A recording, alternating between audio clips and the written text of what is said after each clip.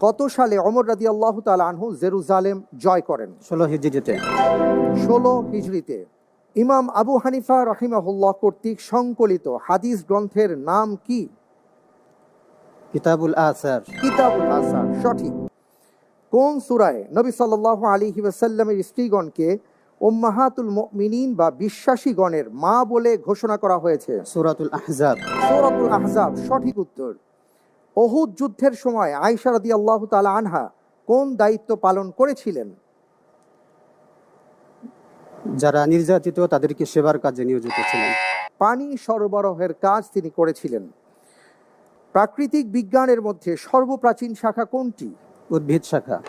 জ্যোতির্বিজ্ঞান। ইসলামের জন্য প্রথম তীর নিক্ষেপকারী সাহাবীর নাম কি? সাদ বিন আবি ওয়াক্কাস। সঠিক উত্তর। কোন শাসক সর্বপ্রথম বাংলায় মুদ্রার প্রচলন করেন?